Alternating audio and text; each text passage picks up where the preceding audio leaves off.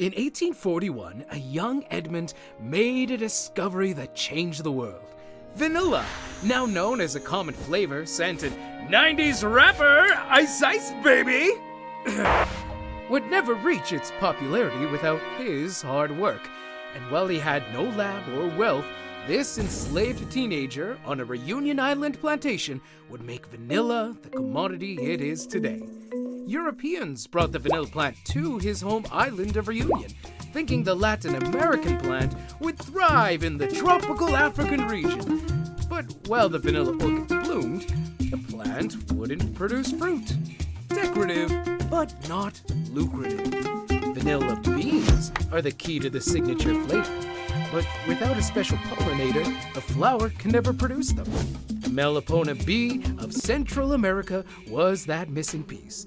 Its unique approach to the orchid made it possible for indigenous peoples to enjoy vanilla for food, scent, and worship for centuries before colonization. The Belgian scientist Charles Morin would be the first to crack the pollination code with his own method in the 1830s. However, the complexity of the process kept it from mass adoption. Oh, there, Charles.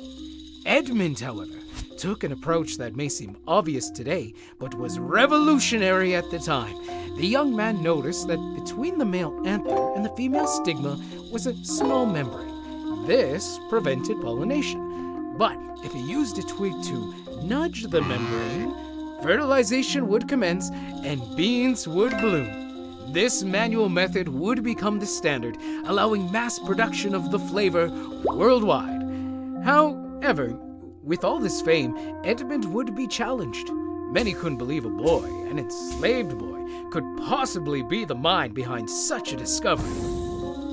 Edmund would gain his freedom 7 years later, would be known as Edmund Albius, and while vanilla production in the modern world is largely synthetic, produced using anything from wood pulp to cow dung. Gross. True vanilla owns its place in history. Your candles, yogurt, wrappers, and ice cream cones to a young man who looked at the world a little differently. To find out more about Edmund and the incredible story of vanilla, pick up a copy of Vanilla, The History of an Extraordinary Bean by Eric Jennings. Available anywhere good books are sold.